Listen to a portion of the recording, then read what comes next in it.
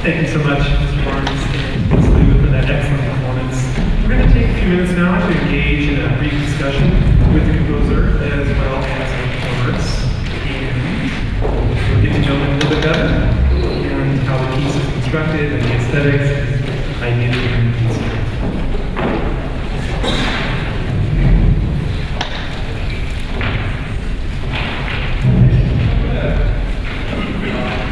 Here, that's it. Okay, so I want to address some questions of Father Moody, and enjoying being familiar with his music. The first thing I want to ask is if you could briefly comment on the extra musical narrative of the work. I take it as programmatic in nature. Would you describe it as being more depictive or literal, or perhaps philosophical? So, just kind of the idea of programmatic.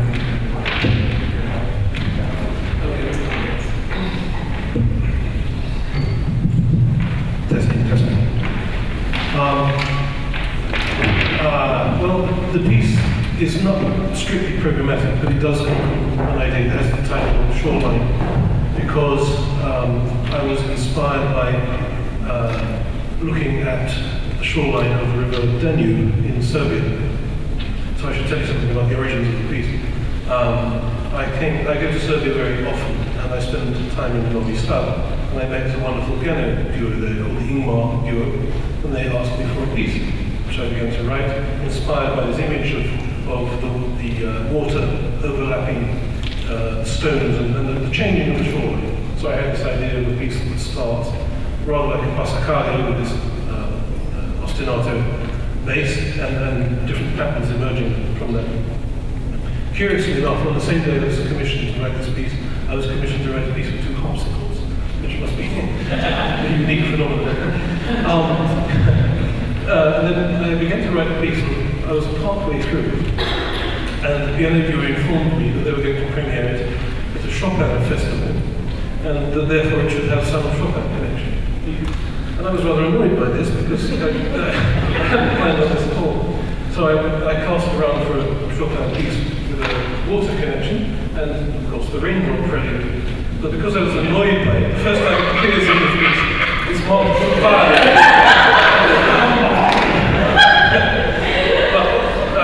The point is that when it appears, it actually changes the course of the piece, and the whole character of the piece becomes something else. But Paul and Solungga didn't know this until now. But to answer your question, it's not programmatic. It's not a literal depiction of the shoreline, but there's a suggestion there of changing shapes of the water and seeing the stones through the water. Or the feeling of it, not so much exact pictures necessarily. Okay. Well, tell me a little bit about the harmonic language as a composer that you're using to construct this piece, the tonal system of organization. I mean, I'm really curious because I've been chewing on the piece, and it's really fascinating and beautifully crafted, I must say. Thank you. I always consider myself really to be a modal composer. I don't consider my music really to be tonal. But the modes I use can be invented modes. I mean, very often if I'm writing choral music, the modes will come from Byzantine chant or from Russian chant. And even then I will play with them, I will extend them and alter them. In this case, and I don't set out to write a mode. I don't write a set of notes before I write the piece and then say, this is the row it's going to be based on. But in this case, you could say that the chords that make up the ostinato in the first few bars delineate the modal material. And then, of course, there is material outside it. And in this case, because of the advent of the irritating Chopin prelude, the whole character of the piece changes partway through, which I certainly didn't foresee when it began. Interesting. Yes, okay. It's a journey to compose the piece. Okay, one of the things I noticed about your work is the very convincing cycles of ebb and flow, wax and wane, the cyclical qualities of tension and relaxation. How did you create that sense musically as a composer? How did you approach those cycles, create that feeling of waves, ebb and flow? In this case, because I've got this ostinato beginning, there's this suggestion of a passacaglia, it was clear that there needed to be movements in the other piano, waves, cascades of notes, an obvious way of suggesting water.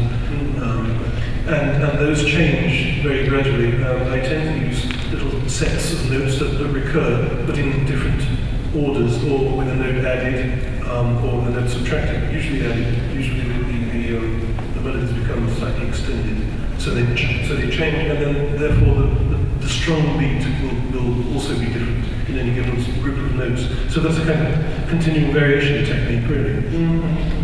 Yeah, little cells that are fixed, but sometimes they're truncated or elongated. Yes. Essentially, but within the same pitch area. And actually, one of the ways I work with that, not in this piece particularly, but in other pieces, is to use heterophony, whereby I have one melodic line and it's played against itself, but that line is decorated and altered in some way, and then I very often do this in canon, so that it comes in on the next repetition with a third decorated variant, and then the variant is variant, and so on. And you end up with something much more decorated that is in itself the new melodic line, and that's another way of generating material. Right. I just really enjoy that kind of equilibrium that you create between the static and the dynamic elements. I think you can do it successfully and beautifully. Which leads me to another question. How do you describe the formal architecture, or were you thinking of it? I think you probably weren't thinking of some kind of exact pre-composed formal plan. But was it more pre-composed? Did you compose in a linear fashion from beginning to end, or did you have sort of a ternary form or something? I didn't have a particular form in mind, except that I knew that I wanted this ostinato with waves of sound flowing above it. These things change, I could have an idea about a piece, and of course in this case it changed quite dramatically.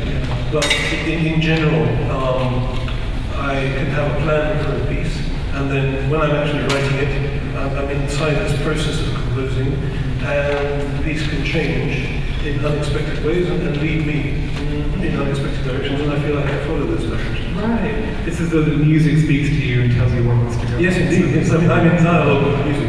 Interesting. It's really interesting. I've heard many people say that kind of thing, which is great. Tell me a little bit about your influences as a composer. Who are your heroes, or who are people? I mean, we're all synthesis of many things, many influences, but are there some that really stand out as heroes to you as a composer that you could look at and say, I owe that composer for certain aspects of my technique? Yes. Well, obviously, I owe a great deal to my former teacher, Sir John Taverner.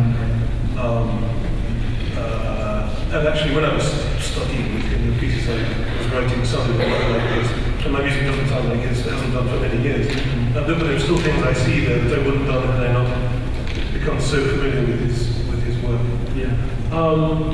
It's difficult to say. I mean, there are many composers whose work I admire enormously, such as the late Peter Scolthorpe, the Australian composer. I don't know if his work is very well known in the United States or not. But he was a wonderful composer, a fantastic sense of space in his work. And the Finnish composer Rautavaara, but I don't detect direct influences from these composers in my work. And another big influence on me was actually Renaissance music, in English vocal polyphony. Not in a technical sense, really, but in terms of the sound. I conducted a lot of that music and contrasted it with contemporary pieces. And it had a real influence on the sound that I was aiming for, particularly in my choral music. Yeah, right. Okay, well that leads me to just one last question before we embrace Mr. Liu. I was reading your biography, just trying to get familiar with your music and your aesthetics and your philosophy and your style. And what really caught my eye was the Greek Orthodox liturgical chant, and I was really wondering how that expresses itself in your style. You said that was a very powerful influence in your life. Yeah, well, there are some pieces obviously that quote chant directly, and it's an overt kind of reference. But I would say more generally, for me, music begins from melody. And what I love in Byzantine chant is the huge melodic arch, which Western music simply doesn't have. There are exceptions, I mean, Hildegard of Bingen, for example. And that's one thing that John Taverner had, I may say, a fantastic sense of melody. He could write enormous, long, fantastically beautiful melodies. And so it's that sense of being incarnate. When you hear really well sung Byzantine chant with an Aesop with a drone underneath it, it's incarnate, it's very, very present, it's not ethereal, it's incarnate, and it grows and it flows and it takes you with it. That is something I feel that I need to search for and bring into my life. Both the Western and Eastern repertoire of chant is a rich treasure trove, isn't it? Indeed. There's just so much. You can say so much with so little. And of course, the music is very much the servant of the words, an expression of the words, the liturgical text, and that's always what I've gotten a sense from the chant. So thank you so much. Okay, I really appreciate your willingness to share so much with us. So let's address Miss Solungga Liu, and she was playing the first part, the primo part. It's the higher register part. And I wanted to ask her, in her opinion as a pianist, what were the greatest challenges as you rehearsed? What did you find most interesting and challenging? I'd like to say, of all the collaborations I have done, I find piano duo, two pianos, the hardest. Because piano, as an instrument itself, is not a very good collaborative instrument with the other piano. With all the other instruments, yes, but with the other piano, imagine this, two pianists, each of us has our own personality, pretty strong already. And then we go from two different places, and then we sit down, and then we play, and we have to match each other so magically. And I have been enjoying this experience so much because when Paul and I were rehearsing yesterday, we were really listening to each other very carefully. He played all these beautiful chords while I was playing all the high notes, and I often told him yesterday, I said, you are my rocks, because I need to rely on him. And then at the same time, we tried to match each other very carefully, especially in terms of dynamics or the idea, the term that Father Ivan just mentioned, space. What a wonderful word. I find the entire work, or the challenge to the beautiful place, is not the manipulation, but the presentation of space. We are going to perform this one more time. If you hear this again, please listen and enjoy the space between each notes, between the two parts, and between two phrases. Sometimes I find it even more imaginative than when the piece trying to say too much. Well, as a pianist myself, looking at the score, I was thinking that one of the most challenging aspects would be the polyrhythms, what we call cross rhythms, where you have 5 against 4, 8 against 5. I was wondering how important to you is rhythmic precision, or were you aiming more for general fluidity? I mean, were you really aiming at precision mathematically? I'm curious what. Thank you. That's a great question. Yeah.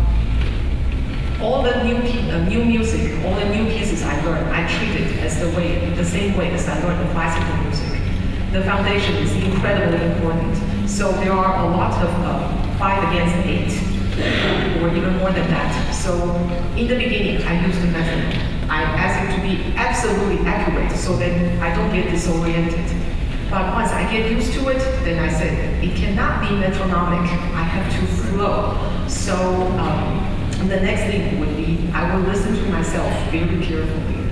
But when I play it, I try not to make it sound too rigid.